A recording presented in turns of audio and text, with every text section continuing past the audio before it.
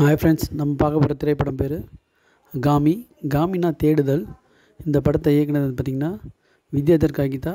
இந்த படத்தை பார்த்திங்கன்னா ஆந்தாலஜி முறையில் எடுத்திருக்காங்க. 3 பேரோட கதை பார்த்திங்கன்னா மாறி மாறி நான் லீனியர் மூமெண்ட்டில் வரும். அதான் இந்த படத்தோட மூமெண்ட்டு. இது ரைட்டிங் கிரெடிட் பார்த்திங்கன்னா வித்யாதர் காகிதா, பிரத்யூஷ் பத்யம். இதில் நடித்தவங்க பார்த்திங்கன்னா அபிநயா, ராஜீவ்குமார் அனிஜா, இன்சான் அஷ்ரஃப்,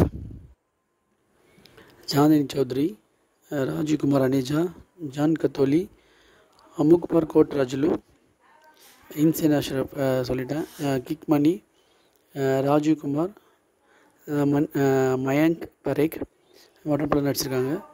இந்த கதை பார்த்திங்கன்னா இந்த படம் பார்த்திங்கன்னா கொஞ்சம் ஸ்லோவாக போகுது.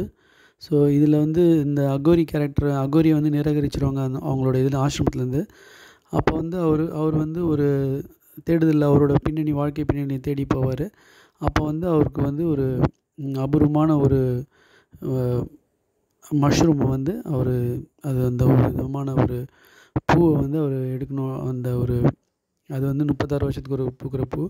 அவர் கூட ஒரு மெடிக்கல் ஸ்டூடெண்ட்டும் அவங்க ரிசர்ச்சுக்காக போவாங்க. அவங்க எப்படி சர்வைவ் ஆனாங்கன்றதான் கதை. கூட உமான்ற ஒரு பொண்ணோட ஒரு ப்ராஸ்டியூட் பொண்ணு. அந்த பொண்ணு எப்படி அதோடய வாழ்க்கையில் அதோட பிரச்சனைகளை எதிர்கொள்ளுது. அப்புறம் இந்த CT333 ஒரு லேபில் டெஸ்ட் பண்ணுவாங்க. அந்த இதில் எப்படி ஒரு பிரச்சனையை சால்வ் ஆகுதுன்றது 3மே மாறி மாறி மாறி வரும். ஸோ இந்த திரைக்கதையாக பார்க்கும்போது இது கொஞ்சம் சோர்வை கொடுக்குது. இது ஆனால் விஷுவலாகவும் டெக்னிக்கலாகவும் ரொம்ப ஸ்ட்ராங்காக இருக்குது. அதுவும் குறிப்பாக அந்த பனிமலையில் இமாலயில் தேடிட்டு போகும்போது, அந்த பூவை தேடிட்டு போகும்போது, அப்போ ஒரு இடத்துல கயிறு தாண்டி வரா மாதிரி இருக்கும். அப்போ அந்த சீன் ரொம்ப கிராஃபிக்ஸ்லாம் நல்லா பண்ணியிருந்தாங்க.